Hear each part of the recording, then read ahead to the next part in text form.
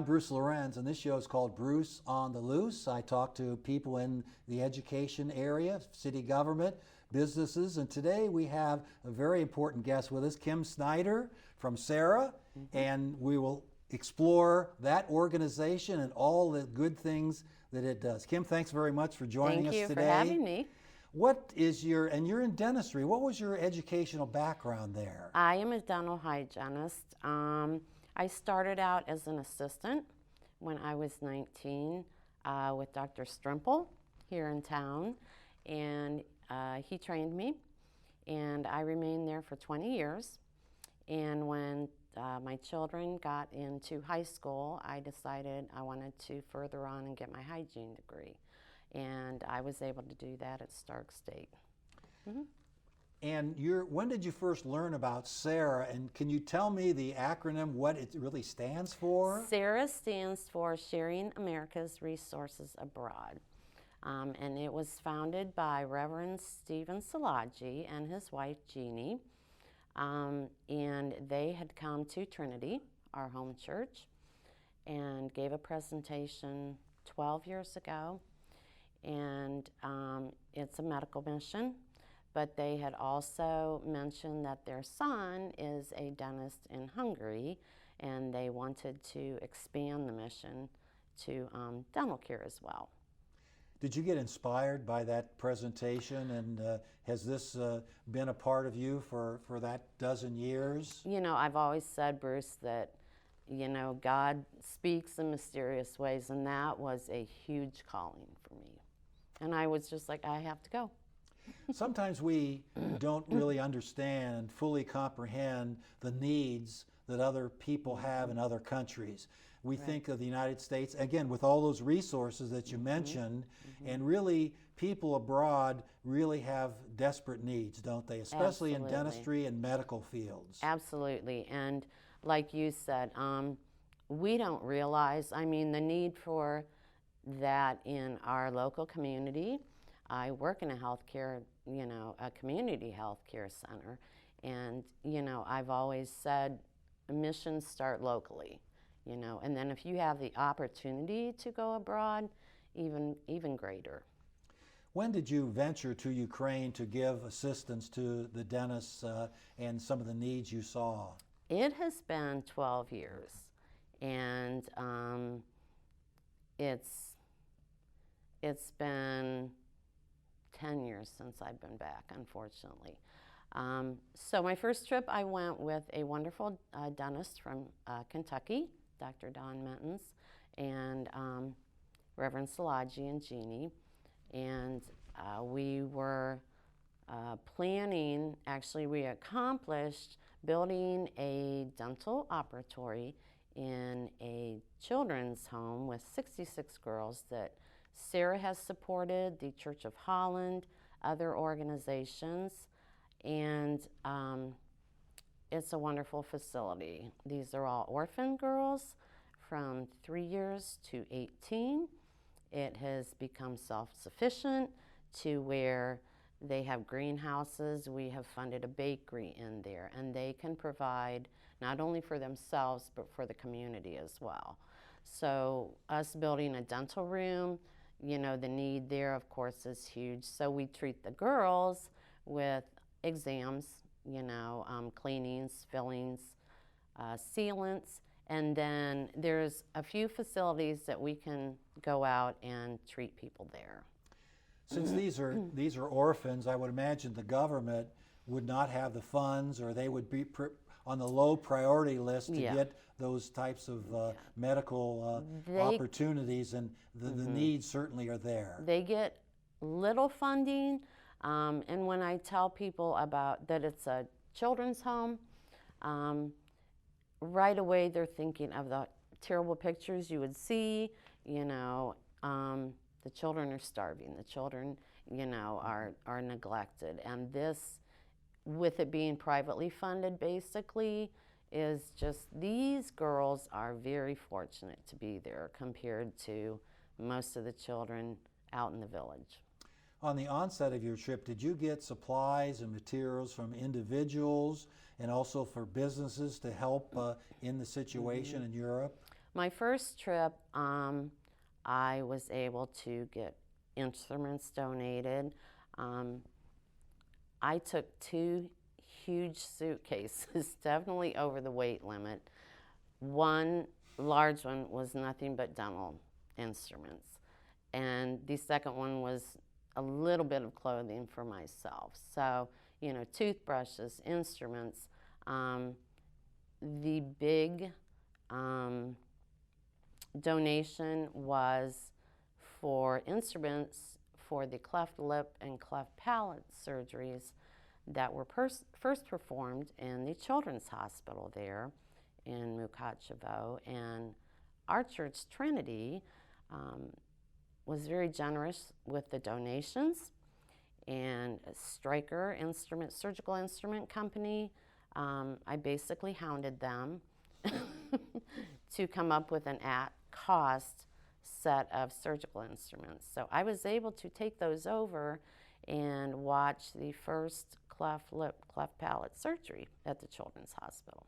I would imagine the people that donated and your business that you hounded, probably when you came back and you gave the information about how the operations went and how you received, probably made those people feel very positive and saying, you know, what can I do next and how can I donate other things to your cause? Yeah, it's you know, the need they finally realize, and of course the pictures that I share, and yes, you know, even clothing, it doesn't have to be monetarily, you know, clothing.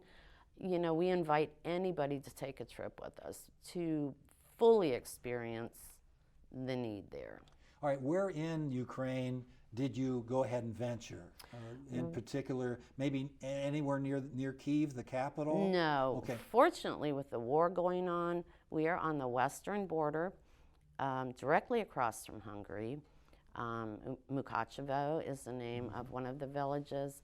The small, actually a city, the small village where the children's home is Snyder, but it's called the Transcarpathian Mountain region. So that's where we go. Okay, and I think we have maybe a couple pictures that Drew can maybe pull up and we can take a look at that. Can you describe what we're seeing, Kim? This almost brings me to tears when I see this.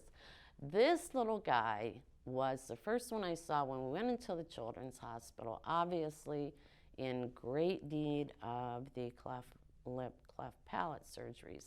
And the reason there is such a great need there is the children, the mothers do not have prenatal vitamins. And in the prenatal vitamins is something called folic acid, which aids in the formation of the palate and the lips. So with a lack of that, this is very common. So as you can see, that little guy needed it badly. What do we have here? This was the first surgery I saw. So you can see the before picture. You know, these aren't obviously only for you know, to look good. These are life-saving surgeries. These children cannot nurse. They can't suck a bottle. They are basically spoon-fed, you know, until these surgeries are performed. And we are very fortunate. We have surgeons from Hungary that come over and train the surgeons there. And that's a huge part of our mission, having doctors and surgeons come here, train them, funded by us, and then they go back over and train their fellow surgeons. And this picture? This is another one, you know, very severe, and you can see the results. It's just amazing. Yeah, I think that would be quite a advantage to have trained people to go ahead and carry on your mission. Yes. Your doctors and you come back, but you can feel good that your efforts are still going forward. It is, and that's, like I said, that was the main part of the founding of the mission. Reverend Szilagyi, he was born over there, became a refugee here, and he went back over, and the first child he saw, was a child with scoliosis. And again, I think God spoke to him, and he always wanted to go back and say, I want to make a difference. And so that was the first child that they brought over here with one of our wonderful pediatric orthopedic surgeons, and they performed the scoliosis surgery. It isn't always a surgery. Sometimes you're just doing some cleaning and making sure that the children have toothbrushes and learn the correct way to brush, and those types of routine things that may not lead to further problems later. Exactly. Preventative care is huge, and dental, oral health education. So, we'll do the exams, we'll do the cleanings. I'll do sealants. The doctors will do fillings. But yes, the oral health education is huge. Obviously to prevent further problems for them. What was the reaction? And I know some of the students, you're talking about students and children with different languages, but certainly their parents may know phrases in English and everything. What was generally their reaction to the dentist and your help assisting the dentist when the operations were done? We saw the marked difference. Yes. So what did they say? The parents, for them to bring these children to the hospital, Bruce, they travel miles and miles and miles. And the hospitals do not provide the bedding, the food for the parents' stay. So it is huge for them to, number one, find transportation to get there and have the funds to provide for themselves while they're there. But, the gratefulness is like no other, when we go there, Americans to help, they treat us like kings and queens, They are so gracious that we are there. Ukrainians are a humble people, very giving. I've always said, if you needed a shirt and they had one shirt, they would give it to you. So, their attitude towards Americans, is that we are not only a very wealthy country, but, a very giving country as well. I would imagine their gratitude would rub off on all the helpers, that they would be really just in awe of their helping and how they would benefit the people there, and they would probably take that home and tell many other people about how the people were truly, genuinely appreciative. Yeah, I always say that we, as missionaries, we bring more back. We get more back than what we are giving the people, because the experience, just the realization of, the need there, how these people live, and yet they're happy people, which always amazes me, and they are very giving back. Now, we talked about the parents and the children themselves. What about the community? How, with the dentists and the assistants and the helpers going in, how does that impact the community? We're able, Bruce, to go to a few other small medical facilities, again, that are privately funded. My first trip with Dr. Don Mentons, before we had the dental room in Good Samaritan Children's Home, we literally had a lawn chair and a desk lamp tied from the ceiling. And the girls were holding flashlights. That's how we worked. No air conditioning. It was in the middle of the summer. We were sweating. But you do what you can, and then for us to be able to have the funds to build the dental room was huge for us. But yeah, you go out in the community. It's not just medical work. We collect clothing. With the war starting, again, our wonderful group of nitwits at our church, wonderful ladies that knit hats and mittens, you know, and have a good time. They have donated over 100 pair of mittens and hats, and have been shipped over right now to the children's home, and will also be shared at the hospital. Yeah, I did a show last year on Rahab, the organization in Akron that helps children that have had problems in their home and maybe sometimes human trafficking. They've been involved in that, unfortunately. And the Nitwits had mittens and scarves and hats, and they take a great deal of pride in that. And you need those people to kind of fill out and make your organization even broader than it is. Yes, it's amazing the way that not only the churches come together, you know, the community comes together. When the war started, you know, even dear friends of mine from near and far called right away, Kim, what can we do? You know, Beth Johnston, you know, who's mother and father, and she was my best friend growing up through the church. She's in Texas now. She called right away. When she came to visit Jan a few months later, she brought extra suitcases with baby clothes that she had collected. You know, it's just, the outpouring is amazing.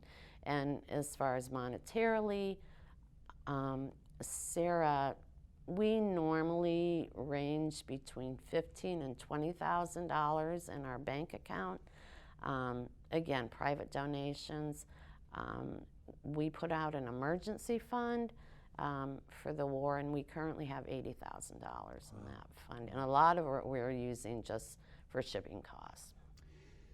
Why don't you comment? I know it's a sad commentary. You're going to talk about the war where Russia invaded Ukraine, and they are courageous people. They are. And they, a lot of experts thought that maybe 3 or 4 days the Soviets would run over the country, and that really hasn't happened, Kim. The heart of these people, Bruce, is amazing. You know, they are so driven. The pride they have for their country is amazing, you know, and they don't give up, as we can see. You know, they are, we're going to hold on to this. You know, they went through that to gain their independence. How many years? 15 years ago. And they are strong. They are such a great example for, you know, for this world. Talking about examples, I'm sure a lot of people in Ukraine, with your organization and with the government's help with trying to make sure Ukraine staves off the Russian invasion, there's kind of a new attitude, I would imagine, and they really respect the United States and really think that they really stand for humanity and what's good in the world. You know, I'm able to stay in close contact with some of my dear families over there. Like I said, I have a Ukrainian daughter. You know, I was able to host her for a summer. Both her parents are doctors at the Children's Hospital. They wanted her to come over and improve her English. She already speaks 5 languages, you know. She and her brother are above the norm. Her brother now is working at the military hospital in Mukachevo. He's maybe 30 years old. He is literally living at that hospital. He and 2 other doctors treating 60 patients a day, Bruce. And Yuri has messaged me and said, Kim, I've never asked for anything, but we need these instruments, we need funding.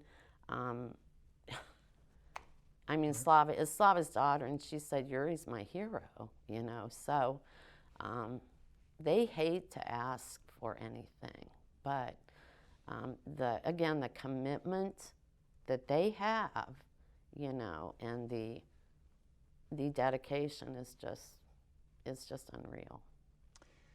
We sometimes forget about what we individually can do.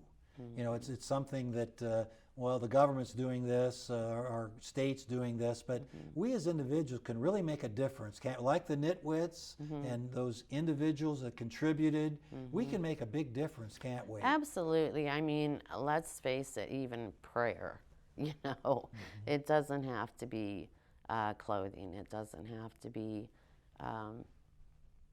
financial donations. We can send letters, of encouragement. We can reach out to other people in our community, which is, why many of us members, we like to do the presentations. I'm very grateful for your inviting me here, for that reason too.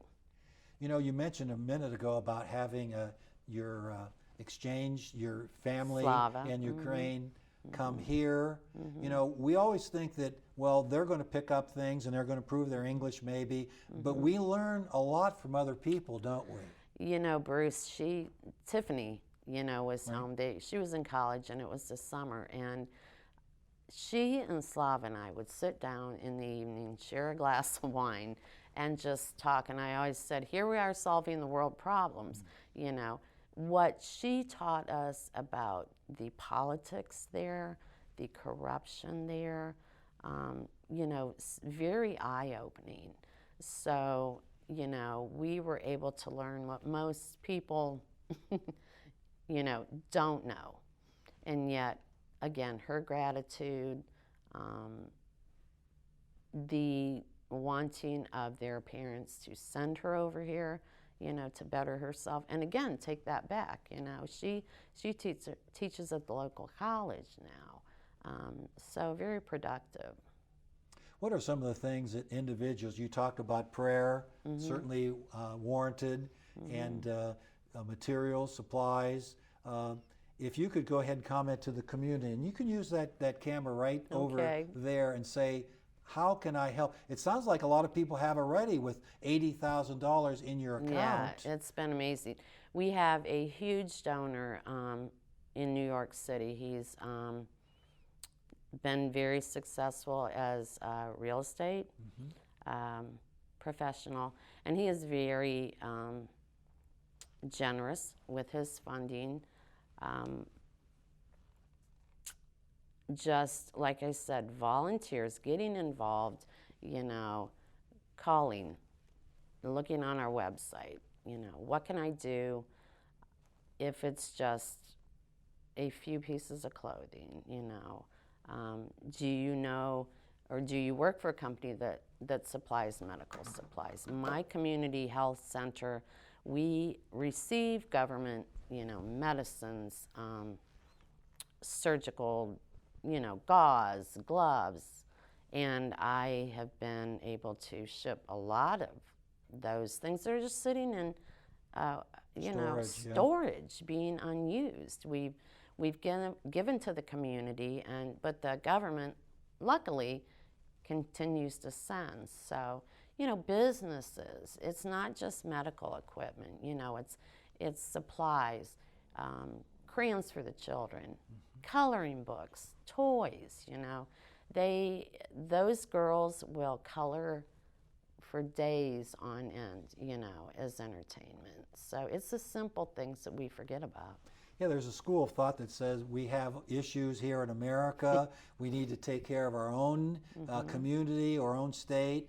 But it really, again, we're a blend. We're a global society, and what happens to the children in the home, really comes back, and we reap benefits here in the United States. Lead by example. You know that, Bruce. I have been fortunate to be raised that way. The kids have. And it's generational, that. And through Trinity, we are so blessed to have the leadership that we have and learn those lessons.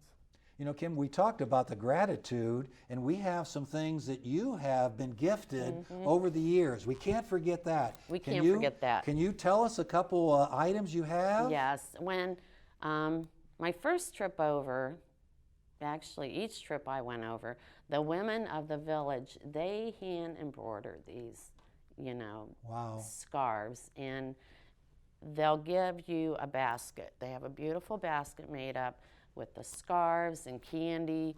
And Could you hold up that plate for us? I can't This- believe the intricate work of that plate. this was actually given to me by Slava and her parents, and these are hand carved by a lot of the people that live in the mountains. Wow. And you know, they sell them for minimal costs, but yeah, the craftsmanship's there. You know, it's just amazing. Just like these beads I was given, you know, these are hand carved beads. Remarkable. Can you imagine Yeah. how they even do that? You know, and I wear these a lot, so you know, these mean a lot. This is a jewelry box. You know, again, hand carved. Those are priceless gifts. And this piece of pottery, this picture, there was a local artist, his name was Heedy, and he would bring his wares to Good Samaritan Children's Home, and he'd have them lined up on a table. And I have a couple other pieces that are really special. But he would mark on the bottom, I don't know if this one's marked. It says 10, which is 10 hryvnias, which is about $2. Wow. So, Phenomenal. you know, Phenomenal. I'd pack my suitcase as full Yeah, as I can. right. So, yeah, those are very precious items to me. Well, Kim, I do this show and I learn things each and every show. And today I've learned a great deal about how Sarah is very important to Ukraine and other surrounding villages. Right. And we need to really keep it going. And thank you very much for your time. And we'll have to invite you back when we get more Absolutely. information and let us know more progress with Sarah. There's always more to talk about. Right. And I thank you for, you know, being such a special advocate for our community. Well, thanks for viewing Bruce on the Loose, and we will have additional shows coming up in the near future. Thanks for viewing.